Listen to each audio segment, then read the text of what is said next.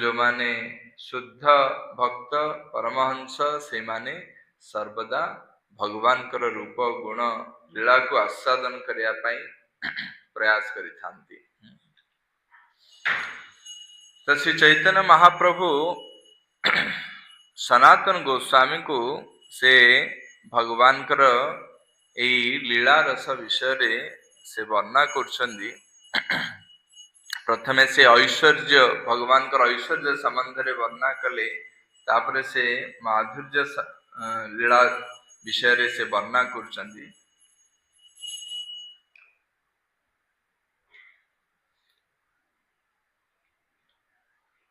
ऐश्वर्य कहिते प्रभुर कृष्ण स्फूर्ति हैल, माधुर्य मजिल मन एक श्लोक पढ़िल। जेतेबेले श्री चैतन्य महाप्रभु कृष्णंकर ए प्रकार ऐश्वर्य वर्णना कले, सेतेबेले तांक मध्यरे दिव्य कृष्ण प्रेम जागृत हैला। तांकर चित माधुर्य रसरे निमज्जित हो गला एवं श्रीमद् भागवतम र से श्लोक गोटे पाठ कले। जन्मत्य लीलौपैकं स्वजोग माया बलम दर्शयता गृहीतम, विस्मापनं शस्य च सौभगर्धे परं पदं भूषण भूषणांगम। तांकर दिव्य चिशक्तिर बल प्रदर्शन निमित्त भगवान कृष्ण मर्त्य लीलार उपयोगी श्रीमूर्ति प्रकट करिसंती। ताहा निजर विस्मय जनक एवं समस्त सौभाग्य वृद्धिर परम पद और समस्त भूषण को भूषित करने को समर्थ। कृष्णे रजते खेला सर्वोत्तम नर लीला, नर बपु ताहार स्वरूप, नर बपु ताहार स्वरूप। गोप बेश वेणु कर नव किशो नाट बर, नर लीलार्हय अनुरूप, नर लीलार्हय अनुरूप। कृष्णंकर अनेक लीला मध्यरु नर लीला होची सर्वोत्तम। नर रूप तांकर परम दिव्य स्वरूप अटे। नर रूपरे से गोप बालक अटंती, से सर्वदा वेणुकर नव किशोर अटंती, से नटवर अटंती। तांकर ये सब लीला नर लीलार अनुरूप अटे। तेणु भगवान कृष्ण से जो भली भावरे गोटे मनुष्य ए प्रकार संसार जो प्रकार विचरण करते, ठीक से प्रकार से आविर्भाव ही वृंदावन रे से साधारण शिशु तुल्य विचरण करुछंदी। सखा मान सहित मिसिकी गाई चराई जाउछंदी, वनभोजी करुछंदी, माता पिता सहित से खेलुछंदी, विभिन्न प्रकार अली करुछंदी। तो ये सब नर लीला। कृष्णेर मधुर रूप सुन सनातन, जे रूपेर एक कण डुबाय सब त्रिभुवन, सर्व प्राणी करे आकर्षण, सर्व प्राणी करे आकर्षण। तो चैतन्य महाप्रभु कहते, हे प्रिय सनातन, कृष्णंकर माधुर्यमय आकर्षणीय दिव्य रूप अति मनोरम अटे। याकू बुझिबाकू चेष्टा कर। एपरिकी तांकर से दिव्य रूप माधुर्य एक कण मात्र समग्र त्रिभुवन को प्रेमांबुधि रे निमज्जित करे। से त्रिभुवन र समस्त प्राणी को आकर्षण करती। तो भगवान कृष्ण तांकर सुंदर रूप लीला और तांकर गुण माध्यम रे सारा जगतवासी को आकर्षित करती। तेणु भगवान कृष्ण होचंदी सर्वाकर्षक। तांकर रूप द्वारा से समस्त को आकर्षण करती। आउ जो माने आकर्षित ही जाती भगवान का आड़कू से माने आउ केबे भी ए संसार को फेरिकी जाते नहीं।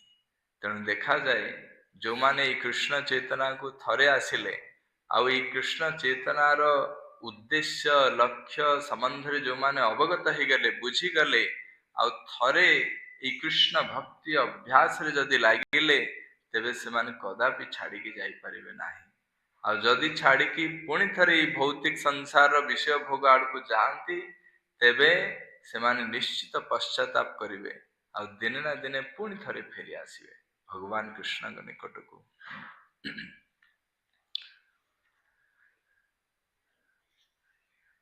जोगो माया चित शक्ति विशुद्ध सत्व परिणति तार शक्ति लोके देखाई ते ही रूप रतन भक्त गणेर गुढ़ धन प्रकट कैला नित्य लीला हईते। कृष्णंकर दिव्य रूप तंकर विशुद्ध सत्वर परिणति स्वरूपा चिशक्ति जोग माया द्वारा जगत मध्य प्रकाशित हुए। तंकर रूपरत्न भक्त मानकर गुप्त बीत अटे यही रूप कृष्णंकर नित्य लीलार प्रकाश अटे। रूप देखी आपनार कृष्णेर हईल चमत्कार आस्वादिते मने उठे काम स्वसौभाग्य जार नाम सौंदर्यादि गुण ग्राम यही रूप नित्य तार धाम। तंकर रूप एपरी चमत्कार अटे जे स्वयं कृष्ण मध्य निज रूप प्रति आकृष्ट होई ताहा आस्वादन करबा निमंते कामना पोषण करती। कृष्णंकर रूप इत्ते आकर्षणीय इत्ते सुंदर जे निजे कृष्ण मध्य निज रूप प्रति आकर्षित होई पड़ती। तेणु भगवान कृष्ण जेतेबेले द्वारकारे चट्टान मध्य चकमकर चट्टान मध्य जेतेबेले निजर मुख को दर्शन करुचंदी से आश्चर्य हो जाउछंदी सुंदर युवक जनक किए सुंदर व्यक्ति किए बोले भगवान आश्चर्यचकित हो पड़ती। सही अद्भुत रूप माधुरी को आस्वादन करने निमंते से अत्यंत व्याकुल चित हो उठती। समस्त सौंदर्य ज्ञान धन बल वीर्य जस त्याग बा वैराग्य आदि कृष्णंकर छटी ऐश्वर्य अटे तांकर ऐश्वर्य मध्य से नित्य विद्यमान। तो भगवान कृष्ण षडैश्वर्य पूर्ण आउ जेतेबेले से जानी पारुचंदी तांकर सौंदर्य विषय रे तापरे से अनुभव करि पारुचन जे ए ब्रजवासी माने काहेकि तांक प्रति एते आसक्त चित थिले काहेकि आकर्षित होथिले। विशेष करी श्रीमती राधा रानी काहेकि कृष्णंग प्रति एते आकर्षित एणु श्रीमती राधा रानी जो कृष्णंग प्रति आकर्षण जो भल पाइबा जो प्रेम सेई रस को आस्वादन करिया पई ताहा किभଳି रस को आस्वादन करिया स्वयं भगवान कृष्ण आसुचंदी चैतन्य महाप्रभु रूपरे राधा कृष्ण मिलित तनु से रस आस्वादन करिया भूषणेर भूषण अंग ताहे ललित त्रिभंग ताहार ऊपर धनु नर्तन तेरछे नेत्रांत बाण तार दृढ़ संधान बिंधे राधा गोपी गणमान। साधारणतः अलंकार गुड़िक शरीर शोभा वर्धन करिथाए किंतु कृष्णंकर दिव्य शरीर एपरि सौंदर्यमय जे यहा तांका शरीर अलंकार गुड़िकर शोभा को अधिक वर्धन करिथाए। तेणु तांकर शरीर को भूषण भूषण बोली कहा जाए। अलंकार पिंधिले जने सुंदर देखा जाए किंतु अलंकार भगवान जेतेबेले परिधान करती अर्थात अलंकार सौंदर्यता बढ़े जेतेबेले भगवान कर अंगरे ताहा लागे। तेणु आमे फूलमाल तैयारी करछे फूलमाल रो सार्थकता केतेबेले हो जेतेबेले भगवान ग्रहण करिवे किंतु भगवान सुंदर किंतु अलंकार बा पुष्प फूलमाल जेतेबेले पिंधती यार सौंदर्यता वर्धन हुए जेतेबेले भगवान ताहा ग्रहण करें। तेणु से होचंदी भूषणर भूषण कृष्णंकर अपरूप रूप लावण्य सत्वे तांकर ललित त्रिभंग त्रिभंगिम ठाणी ତାଙ୍କର ସେଇ ରୂପ ଲାବଣ୍ୟକୁ ଅଧିକ ସୌନ୍ଦର୍ଯ୍ୟମୟ କରେ। ତେଣୁ ଭଗବାନ ଯୋଉ ତ୍ରିଭଙ୍ଗ ଠାଣିରେ ଯୋଉ ଶ୍ୟାମ ସୁନ୍ଦର ରୂପରେ ସେ ଠିଆ ହେଇଥାନ୍ତି, ଭଗବାନ ସେଇ ତ୍ରିଭଙ୍ଗ ଠାଣିରେ ଠିଆ ହେବା ଯୋଗୁଁ ଅତି ସୁନ୍ଦର ଦେଖାଯାଆନ୍ତି। ଏ ସବୁ ସୁନ୍ଦର ଅଙ୍ଗ ସୌଷ୍ଠବ ବ୍ୟତୀତ ତାଙ୍କର ତେର୍ଛା ଚାହାଣୀ, କେବଳ ଭଗବାନ ତ୍ରିଭଙ୍ଗ ଠାଣିରେ ଠିଆ ହେଲେ ସୁନ୍ଦର ଏତିକି ନୁହଁ, ଭଗବାନଙ୍କର ଯୋଉ ଚାହାଣୀ, ତେର୍ଛା ଚାହାଣୀ, ସେ ସିଧା ଦେଖନ୍ତିନି, ତେର୍ଛା ଚାହାଣୀ, ତାହା ମଧ୍ୟ ଅତ୍ୟନ୍ତ ଆନନ୍ଦଦାୟକ। କିଭଳି? ତେର୍ଛା ଚାହାଣୀ ଧନୁର୍ବାଣ ସଦୃଶ ଶ୍ରୀମତୀ ରାଧିକା ତଥା ଗୋପଙ୍ଗନା ମାନଙ୍କର ଚିତ୍ତ ବିଦ୍ଧ କରେ। ତ ରାଧାରାଣୀ ଆଉ ଗୋପୀ ମାନଙ୍କର ଚିତ୍ତକୁ ବିଦ୍ଧ କରିଥାଏ। କଣ? ଭଗବାନ କୃଷ୍ଣଙ୍କର ତେର୍ଛା ଚାହାଣୀ। ଯେତେବେଳେ ତାଙ୍କର ନେତ୍ର ବାଣ ଲକ୍ଷ୍ୟ ସ୍ଥଳ ଭେଦ କରେ, ସେତେବେଳେ ସେମାନଙ୍କର ମନ ବିଚଳିତ ହୁଏ। ଯେତେବେଳେ ଭଗବାନ କୃଷ୍ଣଙ୍କର ଏଇ ନେତ୍ର ବାଣ ଯାଇକି ଗୋପୀ ମାନଙ୍କର ଚିତ୍ତକୁ ବିଦ୍ଧ କରେ, ସେତେବେଳେ ତାଙ୍କର ମନ ବିଚଳିତ ହେଇଯାଏ। ବ୍ରହ୍ମାଣ୍ଡ ପରି ପରବ୍ୟୋମ ତାହା ସେ ସ୍ୱରୂପ ଗଣ, ତାସବାର ବଲେ ହରେ ମନ, ପତିବ୍ରତା ଶିରୋମଣି ଯାରେ କହେ ବେଦବାଣୀ, ଆକର୍ଷଏ ସେଇ ଲକ୍ଷ୍ମୀ ଗଣ। କୃଷ୍ଣଙ୍କର ରୂପ ମାଧୁରୀ ଏପରି ଆକର୍ଷଣୀୟ ଯେ ଏହା କେବଳ ଦେବତା ଓ ଏହି ଭୌତିକ ଜଗତର ଜୀବମାନଙ୍କୁ ଯେ ଆକର୍ଷଣ କରେ ତାହା ନୁହେଁ, ତାହା ପରବ୍ୟୋମସ୍ଥ କୃଷ୍ଣଙ୍କର ବିସ୍ତୃତାଂଶ ନାରାୟଣଙ୍କ ସମେତ ସମସ୍ତଙ୍କୁ ଆକର୍ଷଣ କରେ। ଏପରିକି ଏହିପରି କୃଷ୍ଣଙ୍କର ରୂପ ମାଧୁର୍ଯ୍ୟ ପ୍ରତି ନାରାୟଣ ମାନେ ଆକୃଷ୍ଟ ହୋଇପଡ଼ନ୍ତି।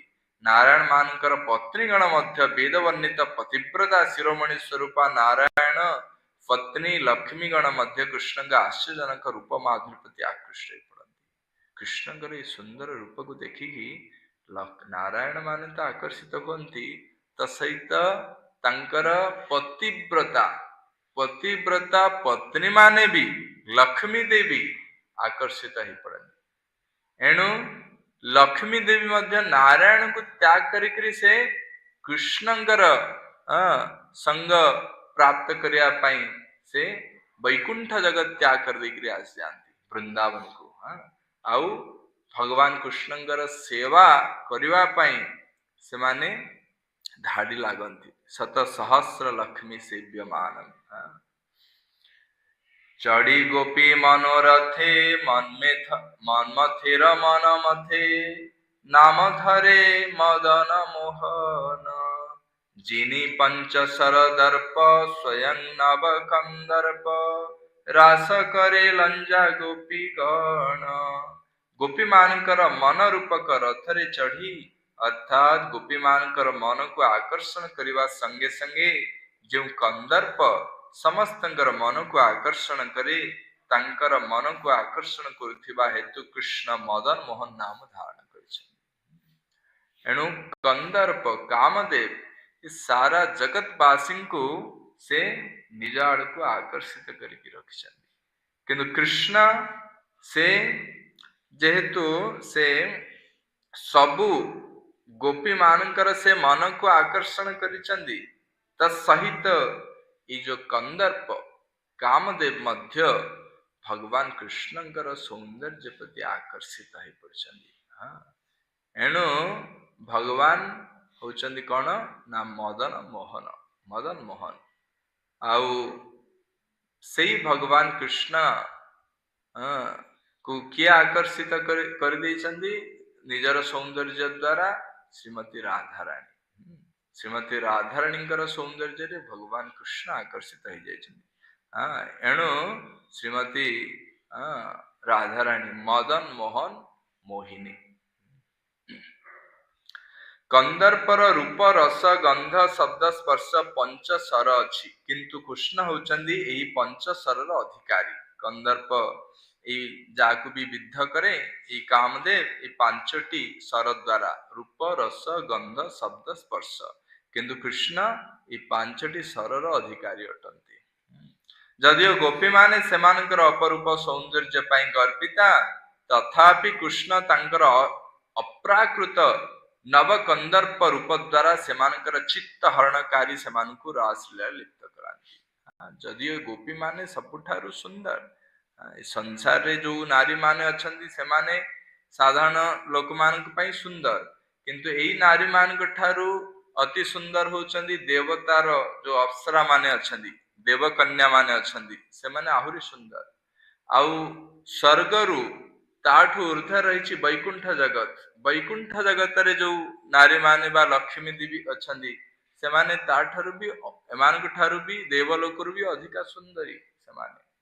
आ वैकुंठ जगत रु श्रेष्ठ रे गोलक वृंदावन जो रही, गोलक वृंदावन जो गोपी माने अछंती, गोपी माने सबुठारु अधिका सुंदरी। आ सेई गोपी मान भितरे सर्वश्रेष्ठा होचंदी श्रीमती राधा रानी। एणु गोपी माने सेमानकर अपरूप सौंदर्य पई गर्विता, तथापि कृष्ण तांकर अप्राकृत नव कंदर्प रूप द्वारा, तांकर जो सुंदर रूप द्वारा, जदियो गोपी माने और श्रीमती राधारानी सुंदर, तथापि भगवान कृष्ण तांकर सुंदर सौंदर्यता द्वारा से आकर्षित करि पकांदी। एणु श्रीमती राधारानी कहती कृष्ण आपण केबे भी निजर मुख को दर्पण रे आईना रे केबे देखंतु नाही, कारण जदि दर्शन करिवे निज मुख को तेबे आपणकर सौंदर्य सामना रे आमे समस्ते मांकड़ी भଳି देखाजिबु, आमे किछि सुंदर देखाजिबुनी। एणु भगवान कृष्ण होछि सर्व सौंदर्यवान। निज सम सखा संगे गोगण चारण रंगे, वृंदावन स्वच्छंद विहार, जार वेणु ध्वनि सुनी स्थावर जंगम प्राणी, पुलक कंप अश्रु बहे धार। कृष्ण तांकर समवयस्क सखा गोप बालक मान सहित वृंदावन जंगल असंख्य गोचारण कराई स्वच्छंद विहार करुथांती। एहा भगवान कर अन्य एक प्रकार विहार अटे। तांकर वेणुध्वनि श्रवण करी वृक्ष लता पशु पक्षी मानक समेत स्थावर जंगम आदि समस्त जीवगणक मध्यरे पुलक कंप आदि प्रकाश थाए, सेमानक चक्षुरु अविश्रांत अश्रु वर्षु थाए। भगवान कृष्ण केवल तांकर सखा बा गोपी मानकु ए प्रकार आनंद प्रदान करंती ताहा नुह, कृष्ण वृक्ष लता, वृंदावन रे जो वृक्ष लता अछंदी, पशु पक्षी माने अछंदी, स्थावर जंगम समस्तंकु भगवान कृष्ण महानंद प्रदान करछंदी।